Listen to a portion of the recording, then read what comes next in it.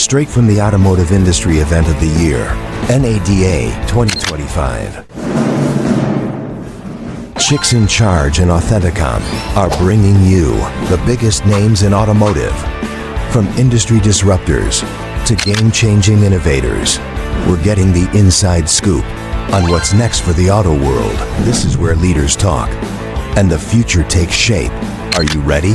Buckle up and let's dive in.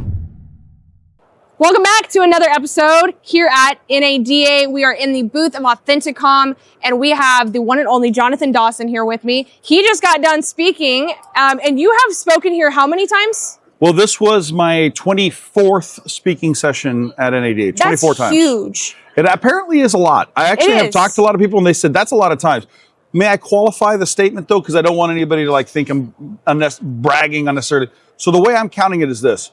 There was a year that 3 of my sessions got accepted, and I was awarded 2 speaking slots per session. Wow. So that's 6 slots in a single NADA, which at the time NADA said was the highest number of total sessions awarded to any speaker at any one event. I was tied with Google's head of automotive for that year. So there were 2 of us that were awarded 6. So I count those as 6 slots because that's 6 times. So that total is 24. I've had some years I've spoken 3 times, some years I've spoken 4. 6 was the biggest. This year I got the 1 slot that got rescheduled, but I'm glad I'm here. And anytime I can be at an ADA, it's always an honor. So with the year that it was 6, did you spoke on different things, or? Yeah, I had 3 submissions that were accepted, and actually I'm not even counting the 3 other private sessions I had to do for an ADA other than those 6. It was a total of 9 sessions, but 6 were public where NADA members come, and 3 were private ones where they had a select group and they had those recorded separately. And so that year was a total of actual 9, but I don't count the 3 private ones because no one could go unless you're invited. Yeah. Yeah. But no, I mean, there were different topics, depending on what NADA says the dealer body is looking for. We look at the list of the things that they think are important to our industry. And then if I can speak to them and if I feel like I can add value and if it's, something relevant, I'll submit sometimes, 2 sessions, sometimes submit 3, just depends. So obviously when you apply to speak for NADA, you have to submit your session really far in advance. Oh, huge. And the industry changes so much. It's that part of it's actually some of the challenging. And not only does the industry change, but as you're working on whatever it is you're going to deliver, like this year, my subject title was non-monetary motivation, which was essentially how do you incentivize or change behavior without bribing people? Yeah. Is there a way to get someone to want to change? Is there a way to get somebody to want to learn or grow? Can you get somebody to perform without having to spiff them? So the idea was I have people who don't seem to be money motivated. How do I motivate the non-money motivated people? Yeah. And that was essentially the theme of today's topic and presentation. But it does, because even when I was creating the content for that particular presentation today, I had to submit it 9 months ago. Mm-hmm. And so even my presentation itself is dated in that I have more examples that I wanted to add that are more recent. But you're not allowed to edit it. You're not allowed to. That's rough. Yeah, that part, it's tough. What would you say, obviously the audience that were listening either couldn't make it here with the travel issues or, just didn't get a ticket in time, whatever. What would you say on that topic that you spoke on is a freebie that you can give away as far as? Oh, sure. I would love to. The biggest one. Oh, gosh, I don't know. The biggest one. Holy buckets. That's a big question. I would say this, that the answer actually is it depends. And in fact, I'll let that be my answer and how I'll show you how it ties into what I talked about. Okay. The answer to the question, what's the biggest one, is it depends, because how do you motivate someone depends on who you're trying to motivate and how they would be motivated. Okay. So as a big idea that I started my presentation with, it comes from a quote from Tony Robbins, which many of your people are probably familiar with Tony Robbins. But he said that if you want to increase your influence with somebody, find out what already influences them and use that influence. Okay. And one of the big themes of my presentation was if you're going to have the desire to motivate a team, right? Once you get past one individual and you start looking at an organization, you have to accept that what would work with A doesn't work with B. Right. And even what works with B might work with someone else, but for different reasons. Mm-hmm. And so as I was trying to share with the audience, when you're looking at motivating a team, the number one thing that you're responsible to do in that scenario is to find out what would motivate them. Right. And here's an example that I shared in the presentation. I said, I started out by saying, has anybody, and maybe if you're in management, you'll relate to this. Has anybody ever thrown a $500 spiff at your sales team on a Saturday only to have half of the team duck so it doesn't hit them? Like, what's weird to so many people is like, hey, how come when I offer this spiff that would work with me, when I give it to these people, how come they're not responding? And I had a manager, in fact, ask me directly. He's like, hey, I did a spiff. I don't know that I'll do it again because only three people on my team really worked with. And I said, instead of throwing the baby out with the bathwater, instead of saying, well, that didn't work, what it did is it worked with those three. Right. So now you know how to motivate those three. Right. You know what works there. Yeah. Now let's ask a question about the other 9 or the other 15. And what happens, though, sometimes is that we operate, of course, from our own perspective. Mm-hmm. And so our default setting is, this is what would work with me. And so I'm going to try that. Yeah. Or, hey, I thought this would work with everybody, but it only worked with these people. So I'm not going to do that again. Instead of going, no, now I'm going to do that with them. But what do I need to do with these people? And so your question, which is a great question, which is, hey, what's the biggest idea? The answer is it depends, because the actual answer is it depends. Yeah. When I'm trying to motivate people, it depends on the person. And also I'll take it one step further. Seasonally in their life, what would motivate me at 22 and what motivates me at 47 are not the same thing. Exactly. And so even when you have a team, it's a good idea to kind of check back and go, okay, last year, I know that one of the major goals you had was time with your family. Where is that now? And is that today the priority, or is there a different one? Yeah. And finding out that if you can just go, it depends.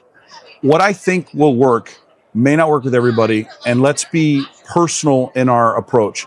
And that was kind of the big theme of the presentation. I talked about 10 specific strategies that are methodologies for motivating an organization, 10 distinctive ways that you can do that. And I'll give you a few examples. One might be recognition. Mm-hmm. I hear that one a lot. Yeah, and that can look like, and that can show up in different ways. But let me give you a menu. Let's just say, let me put you on the spot and give you a menu. What if I told you that if you do X, Y, and Z, some sort of performance metric I'm looking for, I'll give you a choice. I'll put a billboard up in town that we'll co-design, we'll find a location, and we'll feature you on a billboard. Or we'll find a publication, and we'll feature on the publication that gets cycled out through however many households. Or I'll put you on our website, at the homepage of our website. So when people land on our website, you're featured right on the homepage of the website. And let's say, for example, it says, don't yet have a salesperson to choose from our store. Consider last month's salesperson of the month. Maybe I do that for you. Maybe I just gave you that menu. Yeah. Like, what would you probably pick? Website. That'd be a smart pick, right? Right. But somebody else would pick the billboard. Yeah. Because they know that on that road, they have friends and family who will drive past it all the time. Yeah. You see what I'm saying? So like, I might say, oh, I'm going to do the website because I would want the website visitors. But another salesperson or team member might say, I want the billboard on that side of town because that's where I grew up. That's where all my high school friends. And if they see me and my family drives past that, my mom will drive past that billboard like all the time. Yeah. I want my mom to see my face on a billboard. Well, you might think that's dumb because website visitors, those are real on-market buyers and your mom's just your mom. Yeah, but that person That's not what speaks to you. That's right. So that was just one example of like the 10 things we talked about. We just said, look, here's this concept, but even the application of the concept, be prepared to have some flexibility in your approach. Yeah. Yeah. So if I think about sales managers who want to figure this out, we're in the phase where we've got to get salespeople driving again. We've got to get them focused. And if I'm being honest, sales managers are generally lacking a little bit of creativity. They're focused on not quite always the people, but I've got to get the cars moving. They know everything about their numbers, their department. How do they know if they were to offer this menu to somebody? Where do you start with what even to throw on the menu? Like thinking about the feature, like you just mentioned, I would have never even thought of that, and I'm a creative person. Well, I'm gonna actually reframe the way you described it. I don't know that they lack creativity. In fact, most sales managers, they did get through the retail side, and most salespeople are, if you're successful, you're a problem solver. I'm going to reframe it as intentional. Okay, there you go. What I'm saying is this. I don't think that any individual manager or team of managers lacks creativity to solve this. What I'm saying is they haven't set the time. There's not a time on their calendar. Yeah. Like if you said, here's the thing, we're going to put a time on the calendar the second Thursday of next month. We're going to set aside an hour and we're going to get in a room together with this one big idea and we're going to question it and solve it. I guarantee that most of the things that I would come up with, they would come up with if they were intentional in solving it. Yeah. I think it's just one of these things that, like so many things, they have these other areas that are hotter burning areas that are brighter, and they have more attention on those things. Because if I don't solve that, the building melts and falls down. Yeah, that's true. So these are kind of these things that are in the background that we all know are important. There's no one who would ever disagree that finding out a personal why to motivate somebody is a bad idea. No one argues that. Right. It's just, but do you have it on your calendar to find that out? Is it important enough that it's on a calendar? So the first thing I would say is, if you want to solve it from a creative place, is just be intentional that it's important enough that it warrants a meeting, a conversation, a notepad and a pen. And then as far as being creative, you actually don't need to be, because all you have to do is ask people. Yeah. So if I put my entire sales team in a room and I said, listen, guys, for the next 35 minutes, here's what we're going to do. I want to spend 30 minutes asking you guys, what would motivate you categorically? What would motivate you? When I say the category of time, you having more time or quality time, everybody write down anything that would be interesting around that. All right, money, recognition, support, advancement, education, growth. If I just gave you categories and asked my team, and then I say, all right, here's what we're going to do. We're going to whiteboard this, and let's talk through some of these. And then what we're going to do as a leadership team is we're going to kind of have this tiered level of unlocking, where if you perform at this level, you unlock the right to select from this menu and do something. Now, this is comprehensive, but you know what? When we're pricing a car, we're very thoughtful about how to price a car. Yeah. We spend thousands of dollars on tools to help us be effective in pricing a car. We have websites that have 47 photos and links and backstories. Why? To move one car. Yep. But what about moving the heart and mind of one person on our team? Do we have the intentional resource development when it comes to that?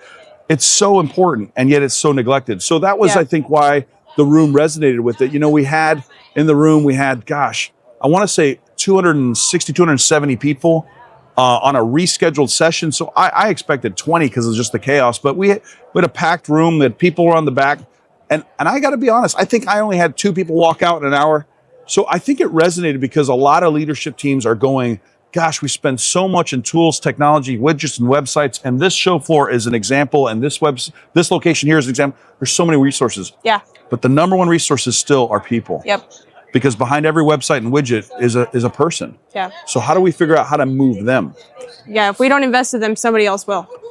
Well, and you know what? That's its own counter argument. You know, I had a manager one time say the classic question, well, what if I spend all this time and money and then they end up getting, what if they get really good and then they quit and go somewhere else? I'm like, well, what if they stay miserable and terrible and stay with you? Like, what are our options here? Yeah. Leave them pathetic and poor so you can keep them, so no one wants to recruit them? I would be asking myself the question of, if you've poured this much into them and they still go somewhere else, why?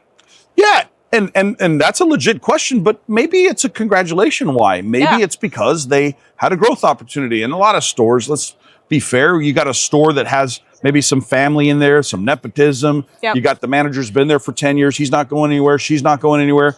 Well, there's a cap. There's a ceiling. And if I want to advance and there's only one finance manager in the building and I want to become the next one, maybe I have to move on. Yeah. But that's a good thing. It's a good problem to have people growing because of your organizational culture. That's a good problem. Yeah, you grew a really good person that other people want, and that's the best thing you can say about your culture. What's the alternative, though? It's like, what would be the alternative? That I have a whole bunch of mediocre people that no one wants to work with, including me, but they at least are loyal because they got nowhere to go? Yeah, they've been here for 30 years. Come on. So that was the message, and I think it resonated, and it seemed timely. Yeah, you do a lot of speaking sessions. Obviously, you've done 20. You said 24 with NADA, and I saw you. God, was it February of last year in New Jersey? Only? Yeah, that would have been the program that the appointments by appointments, right? Yep. Yeah. So there, I was at. I just did the Marine Auto Association in Orlando. Marine Auto Dealers brought me out for their state association. Prior to that, I did a SodaCon. So yeah, there's when the opportunity and the invitation comes, I do lots of 20 groups. I get invited to speak at 20 groups all the time. And you host too. Yeah, and then I host events. I have a training center in Atlanta. So we have classes for salespeople, for sales managers, for finance, for BDC, for service advisors, for service managers. If it solves a problem in a meaningful way and it has to do with your human capital, my training center in Atlanta, it's may I tell the website? Is that okay? Yeah. Yeah, pinnacleworkshops.com is a place if people are curious. Pinnacleworkshops.com is a landing page, and then you can look at the menu of classes that we have. But yeah, a lot of them I instruct. I bring in other instructors. So yeah. Do you have your next one planned out? Yeah, we've got a whole bunch coming up. I mean, just in the calendar, depending on when this posts, we've got a Basics of Beyond class, which is a 2-day intensive. It's basically where I go in a time machine, and I imagine if I had to start all over at 22 years old, but now knowing what I know. I've been in 3,000 dealerships in 7 countries, so I've seen a lot. So it's basically like if I went back to my beginning days, what are the 13 weeks or 3 months of what would I do every single week and month to rebuild my business from scratch, knowing what I know? Yeah. That one's coming up. And then I have some classes. I have a class on psychology of negotiating closing. Got a leadership class. I got, a bunch of stuff coming up in this in February. Good. I'm really excited to see what you're up to this year. Do you have any other speaking sessions this year? Later this year, I probably do. It's all on calendars though, so I don't have to keep track of it. So yes, that's my life too. If it's not on a calendar, I won't remember, and I don't try to remember because I put it on calendars. Exactly. Yeah. No, my dog's vet appointments, my kids' doctor's appointments. I'm like, if it's not on the calendar, it doesn't exist. Yeah, exactly. Are you doing off the top of your head? Do you know if you're doing name ad? I actually don't know off the top of my head, so I don't know if I did because I have other people who also submit for me that we collaborate, and I don't. And so they tell me. Are you attending, or do you only attend if you speak? I do both. It depends. It depends on the event and what other conflicts or things might be going on. So I was there last year. I don't know if I'm there this year. Okay. I don't know yet. All right. Yeah. Well, wherever you end up, we'll see you around. We see each other across paths all the time. So, but thank you so much for the invitation to share and speak here at the Authenticom site. Obviously, appreciate the opportunity to share what's going on. What are you most excited for in 2025? Well, I'm excited actually. Personal or business? No. Well, personal. I just talk about my wife and my daughter all day long because. Oh my God, they're the cutest. I always love your pictures. Thank you. She's amazing, right? But so that I'm taking her to Utah. She loves Utah. She's 5.5, and she's like, the snow, Utah. I want to ski again. But what I'm interested in, of course, for the industry is that because of what we all went through, there's this new attention resurgence to back to the basics, fundamentals of sales. Let's develop our people. We have to have our people grow. And so, of course, my phone blows up when those conversations happen, and people are like, how do we get our team to the next level? The Pinnacle Society is blowing up with high performers. For those that don't know, I co-founded the Pinnacle Society with Frank Pernitti and Ali Reda. Yep. And we had a salesperson last year who sold 606 cars in a town of 2,000. He averaged last year more than the entire store's volume was just 4 years ago.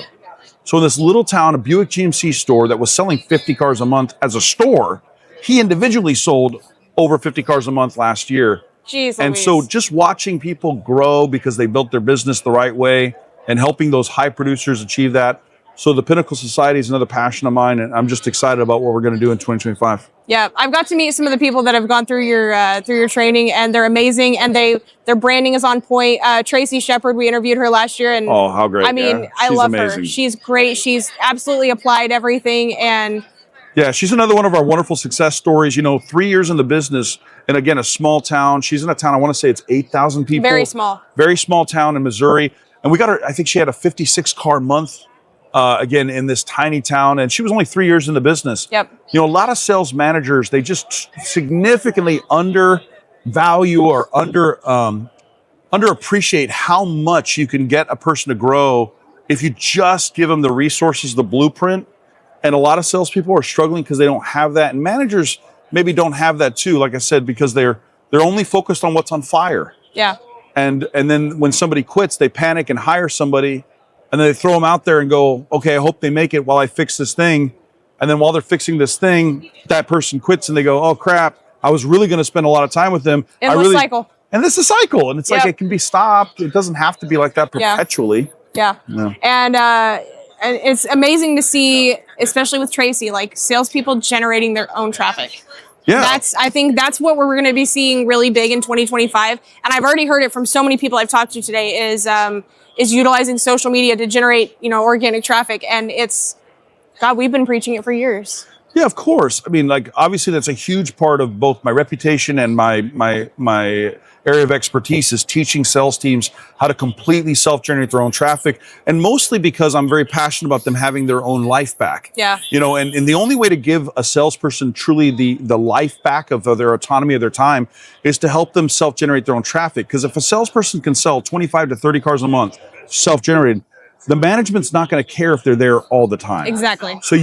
So that salesperson who sold the 50 cars a month, they did it working less hours. They were selling 20 cars working 5 and 6 days. Now they're working 4 days and selling 50. Exactly.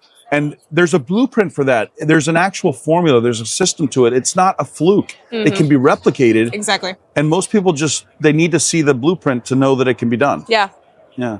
It's awesome. I've come across so many salespeople this last year just like that. Makes me think of Chrissy Burton, who's the same way. She's like, I only work like 2 to 3 days a week, and when I'm there, it's like 2 hours at a time. But I book myself solid with appointments, and they show. Yeah. And I'm efficient, and I'm selling cars, and she's breaking freaking records everywhere. Yeah. One of our students that started selling, he was selling 30 cars a month, working 3 days a week. Yeah. And it's like, and everybody was like, how is that even possible? People work 6 days a week and can't sell half of that. I mean, you have people at your store working 6 and even 7 days selling half that. And here's someone working 3, selling 30 cars plus. Yeah. And it's like, I just think once you know that that's possible, once you verify that I'm not making stuff up, that these are real humans, wouldn't you want to know what are they doing different? Yeah. What is their blueprint? What is their methodology? Because clearly it's not just a fluke if you can go, this person's doing it, this person's doing it, this person's doing it, here's here, all over the world, all over the country, all over the brands. Yeah. And the greatest part of it is that they're not forcing things on people that they don't want. They're not being schemy salespeople. No. They're building relationships, and their customers are loyal and become referrals for them. It's all about that. My philosophy is to teach sales teams how to out-experience the competition to create raving fan advocates. Yeah. And if I wish management understood how different their world would be, really how different your world is when you have a whole bunch of self-driven, empowered, professional salespeople where you have stores where I have stores where the store average is over 20 cars per person. That's wild. In some cases, it's 25 or even close to 30. Where literally everyone on your team sells over 25 cars. Wow. And organizationally, when you can sell 250 with 10 people instead of trying to sell 250 with 20. Exactly. The stress load on the management, the bandwidth of just attention to nonsense, putting out fires, it's just different. And it's possible, but you have to do it on purpose. Exactly. People ask all the time, how did they do that? The short answer, on purpose. Yeah. Not because it was a good idea. It goes back to that intentionality word we were talking about. They're intentional. They built it that way. Yep.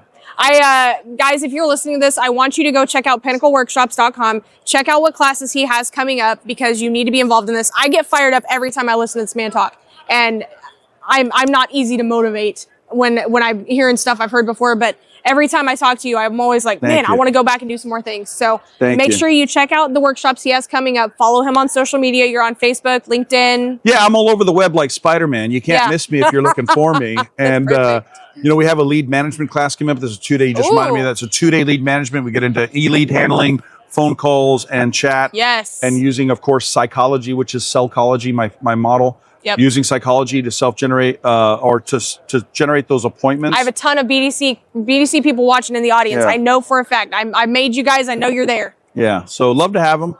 But I'm just on a mission to save the world one salesperson at a time. You're doing a great job. Agent. Yeah, you're doing a great job. Thank you. I love the legacy you're leaving, and keep going. Appreciate it. Thank you so much for joining me today. So glad to. Thanks so much for the invite. Thank you.